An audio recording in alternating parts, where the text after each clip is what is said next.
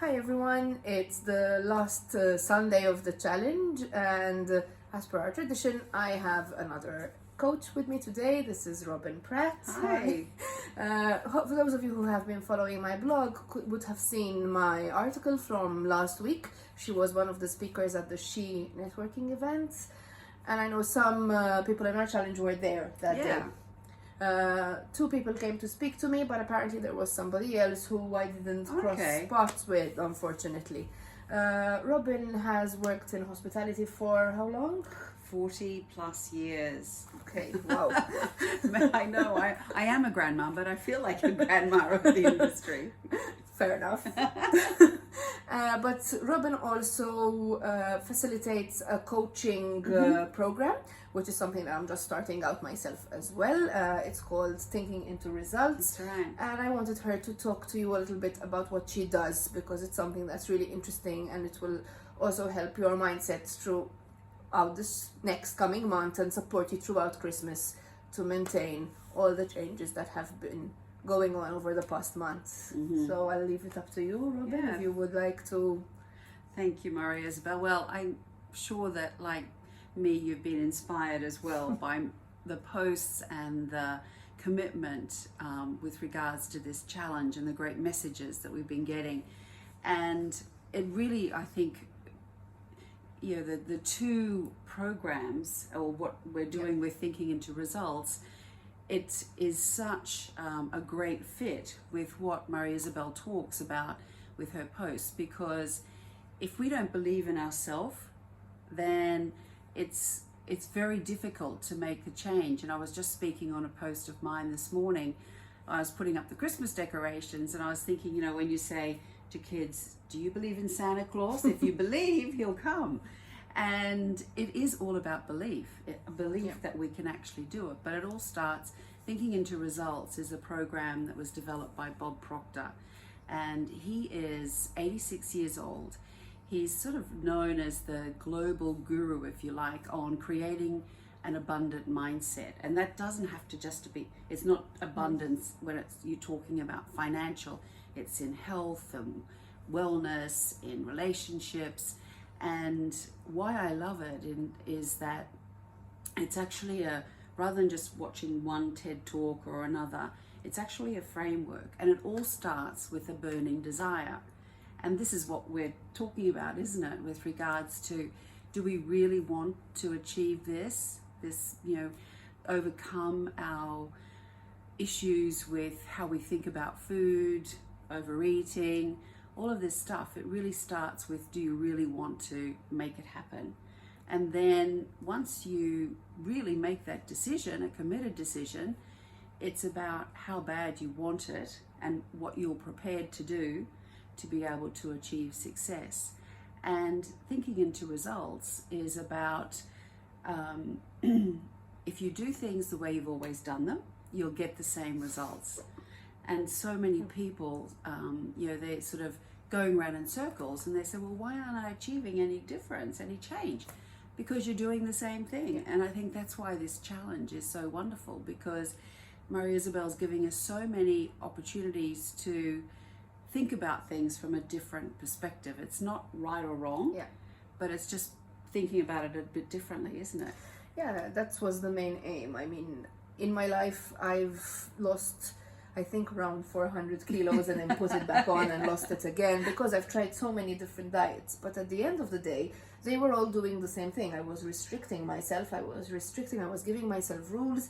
And it's not that easy to internalize an external rule. The change has to come from inside of you. Exactly. And that's why I came up with this, because it worked for me, it worked for clients so far, and I want to take it further. I'd like to discuss something with you. Over the past weeks, I've had some one-to-one calls with our challengers, and a trend that I'm hearing is that most of them are doing well, but they are afraid that now that the Christmas period is coming, and that they're not going to have videos every day, they're not going to have support every day, they're going to go back to what they were doing before. What would your advice be to them? Well, if you stop something because you're afraid of it, you'll never even move forward. So fear can be so crippling, and I know for a fact I'm one of the people doing the challenge, and I've got other fears that stop me from doing things. But what I tell clients when they say, Robin, when I talk about the big goal, and they say, but I'm afraid to do it because I'm going to be a failure. So what you're doing is you're programming yourself to not even move forward, not even try. Before you've even started, you've sort of given up to a certain extent. And I think that's what Maria Isabel's been saying to us.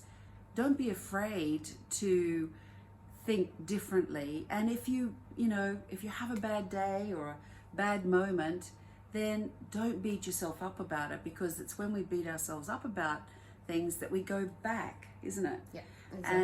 And in fact, one of my colleagues from Australia, she is doing the Thinking into Results program. And there's two things that she realized were really sabotaging her self-image and her ability to move forward. And that was her addiction to sugar. Okay. That she couldn't stop herself. Like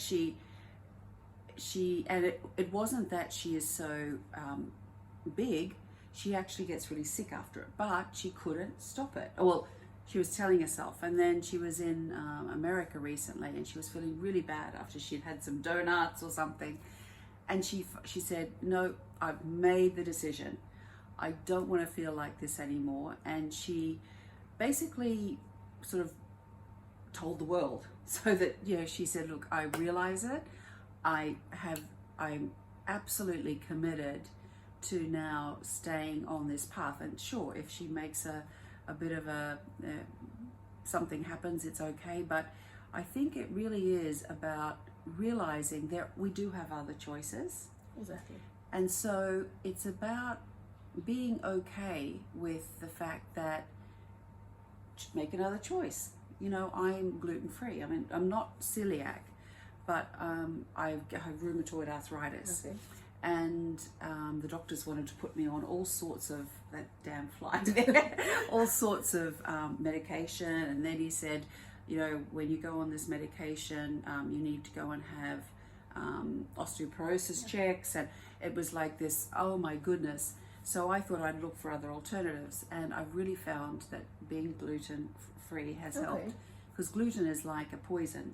It causes a lot of inflammation, And, so that's the problem with what's happening with me as well. So it causes a lot of inflammation, and probably that's what's leading to your arthritis. Yeah, makes sense. But then what I found is, I never really used to eat that much bread and pasta, but when I can't have it, I want it. It's this thing. And I found myself too feeling like, oh, I can't eat anything. What am I going to do? And then I decided, well, there are other choices. So, and I actually feel it the next day. If I have anything, my elbows and my joints are really hurting. So now it's like, okay, you make a choice, Yeah. Either you want to feel like this or you don't. And I think with Christmas coming up, I can certainly appreciate it. But I think it is about everything in balance, isn't it? Yeah, actually, this same thing that you were saying happened to me at the She event. Mm-hmm. I was actually hungry, Yeah. and there was only bread as an option. Exactly. And I was looking at the bread, and I was thinking, oh my God, I'm really hungry. And I told a friend of mine, I told her, should I just have it? And then she told me, but do you want to feel bad for 2 to 3 days? And I thought, okay, you know what? I'm gonna have some more water, and then after the She event, I'm gonna find somewhere nice in Valletta and have something that's okay for me. And that's what I did. I had a bit of a bigger portion, so I did eat a little bit more, but that's what my body needed at the time. And then in the evening, I had soup because that's what I was craving. Yeah. So, and it was fine. And Nothing I happened. had the same thing. I just said, okay, I'm going to go and get something afterwards. But yeah, you just have to make the decision to change the way you think. And honestly, it's our thoughts that create the results. And if you can start to purposely just say, okay, there's always an opposite to this thinking. And if you can think differently, then you can honestly start to change your habits. And I know this because I had some major issues in my life, and I don't know whether you call it addiction, but I couldn't sleep. And I started taking the doctor prescribed sleeping tablets. And had convinced, my body was like, well, my mind was, I cannot sleep unless I take a sleeping tablet. And I tried everything. And whilst I didn't have any understanding of the power of our thinking, I always succumbed. And I was so frustrated with myself. I used to get so angry with myself, but then I'd say, no, I can't sleep unless I have this tablet. And then when I started this program, and it's, very much, it's like you have the power to start to say to yourself, there's an opposite, or, really these affirmations, this wonderful, meditation that we have with the food, I think it's fantastic. And so then I started, I'd go to bed. I'm so happy and grateful that I can now sleep. I can have a great night's sleep. And I'd say that to myself. And within a week, I actually haven't taken a sleeping tablet for, 4 or 5 months since I've started this program. And honestly, the fact that I think it was years and years, and I can't sleep unless I have this tablet. And I think it's a little bit the same with our eating habits, isn't it? We convince ourselves that we need certain things. Definitely. I can talk a little bit about my journey. A lot of people know it. I've been sharing it quite a bit. But for a long time, food was my refuge. It was the one thing that made me feel good. But then when I looked in the mirror, I used to see a monster looking back at me. Fly. Yeah, it's really wanting to. It actually likes me, I think. So I used to look in the mirror and I used to see this monster looking back at me. And I always remember telling my friends, it would have been better if I was never born because I don't want to feel like this. And yesterday, one of my friends who was doing the challenge messaged me and she was telling me, I can't believe the change. I told her, yes, I'm sorry, I was such a pain in the ass. But like I just couldn't see it. I couldn't see what I see now. And now when I see the photos, I don't see that monster that I used to see back then in the mirror. But it took some time and I had to take the decision and get out of my comfort zone, because if that was the only way I was going to see change. For me, and I talk about this week as well, last week as well, if you've seen the videos, my comfort zone were nutritionists, doctors, because I'm a medical professional. But I was always getting the same result because I already knew all the things that they were telling me. Exactly. So I had to find something out of my comfort zone, and this is what this challenge is about. In fact, one of the persons that I spoke to this week told me, is it normal that this challenge is bringing up so many other things? So many other issues. It's bringing up issues in my relationship. It's bringing up issues with my daughter. Is it normal that it's such hard work? Because I wasn't expecting this. And my reply to her was yes, but maybe you can give some insight into that. And this happened to me as well, because when you really start working on your self-image and what you think about yourself, this impacts, and this is what we're saying, that your self-image, your self-talk is basically what is the basis of all of your results.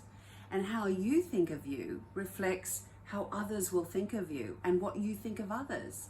So the biggest thing that you can do is be the best version of you, and then that is going to impact everything. When I was really stressed, there was a lot of stuff going on. I still am battling that self-image, and Maria Isabel's helping me with that, with her challenge. But what I found, my husband started saying to me, you're so much less stressed, you seem so much less stressed, you seem so much more relaxed. It's because I'm more relaxed with me. I was actually taking out my frustration with me on others. And that's why, for those of you maybe ask Maria Isabel or feeling this, it's because, yes, we're talking about binge eating and your relationship with food, but really what's striking the chord is how you think about yourself. And how you think about yourself, if you can start to really understand that power of your thought and how you can really change your life through changing your thinking, this is it is quite amazing. And what Maria Isabel is doing through these questions and the challenges and making us sort of face some fears, we are growing. And when you grow, it can be uncomfortable. But I was in charge of innovation for 240 hotels. And this mentor of mine in innovation for business, he used to say to me, Robin, the moment you start feeling comfortable is the moment you're not implementing change and you're not innovating. And it's so true, isn't it? Because it's so easy to fall back in our comfort zone. Definitely. Absolutely, so easy. But if you really want this, and I'm sure you do because you've started this challenge, if you want to grow, you have to be prepared to go through a little bit of pain to get there. Because unfortunately, there is no magic fairy dust. I agree. I wish there was, but there isn't. But if you really want this, you're going to have to go through some pain to get there. But on the other side is really something special. I agree. And I know this challenge was probably not what a lot of people were expecting, because there are lots of challenges on social media, and most of the time they've got rules of what to eat and what not to eat and how much water to drink, and this is completely different. This is working on a much deeper level, so of course it's going to bring up feelings. But I'm really happy, especially for the people who are watching us today. That means that you've stayed the course, and that's not something small. I mean, correct me if I'm wrong, a lot of people drop out when... Totally, absolutely. When the going gets tough, only the tough get going. So, congratulations on reaching this far. One last insight from you. You're a mom, and that's an insight that I cannot bring into the challenge since I'm not. How do you... Now, you have sons, am Yes, I right? yeah. Correct? The Nikita, 3 who I sons. spoke with last week, who had daughters, so she gave an insight towards her daughter and how her self-image affects her daughter. Have you seen any effect on your son? Because Yes, no, absolutely. I mean, I have 3 sons, and this is my second marriage. So my oldest sons went through some tough times with me, and particularly my oldest son, his self-image, and it still is something he's working on. But that with food, the relationship with food was something that we had to work through. But in the end, it was about him feeling comfortable with who he is, and then he started to eat differently anyway. I've got big bones. My mother, I think I have my mother's side of the family's genetics, and our youngest son, he's very tall, he's big, and he has a real self-image about his height, particularly, let's face it, in Malta. Boys are shorter, so at 15 he's much taller. And I do a gratitude lesson or process in the morning where I give thanks for 10 things that I'm grateful for, because it's very difficult to go into stressful situations when you're feeling stressed. But if you're feeling grateful for things, it's a very different type of perspective. And when I started asking Sebastian, he was like, no, nothing, I'm grateful for Mum, I'm so big. And really his self-image was really suffering. So I realized, wow, I need to, because he's so good at sports and basketball. So I said, yes, but there's things that you should be grateful for with regards to your height and your strength. So I really think that boys do, absolutely. Self-image is something that we need to be mindful of, and there can be issues there, even when they're big, strapping, strong boys. There can be verbal bullying, and they can take that on as them being ugly and no one loves them, and they're not going to get any girlfriends and stuff like that. So you need to be mindful of it. And I think what I find very quickly before we wrap up, but as parents, we have such big responsibility, and the smallest thing that we can say can program our children's minds for the rest of their life. So often when I'm talking to people about, so why are you afraid of speaking in public, or why are you afraid of dealing with conflict, or why are you afraid of stepping forward into this amazing opportunity? And when you talk about it, it all comes back to, might be some little thought that was planted in them as a child, and they've manifested that into the reasons why they can't do something. So, you know, you just need to be mindful of the, you know, as you said, I come from a country, Robin, you must eat everything on your plate. Yeah. And that's what I grew up with. You know, if your plate's not empty, there's a problem. And I really needed to start, that was a big thing for me. But I think, you know, yes, boys and girls, very much that self-image is so important, and help them understand the positives of certain builds as well. I agree with you completely, and it's good to have your insight because of course it's a different perspective as well when you're raising daughters as when you're raising sons. What I would take from Robin's talk now is that we could spend the next month, especially over Christmas, waking up with our families and making lists of what we're grateful for. I think it's a very nice exercise. It could be something that's going to help you out. You could be grateful for the fact that you are more aware around food, you're not restricted anymore, and there are so many other things that we can be grateful for. I mean, I'm grateful for my health. Absolutely. I mean, honestly, we've heard some very sad stories at the She Network, you know, but then once the mindset changed towards how you think about it and what you are grateful for compared to what other people have, it does change. In fact, I was going to show you today, but I'm doing a 30-day growth through gratitude challenge, which I've sort of just about finalized a nice little book and a process. So maybe we can share that with some of your readers as well. And definitely. Yeah.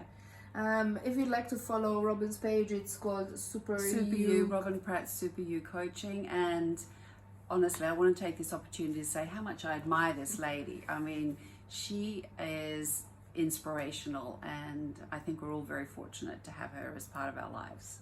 Thank you. Thanks Thank a you. lot.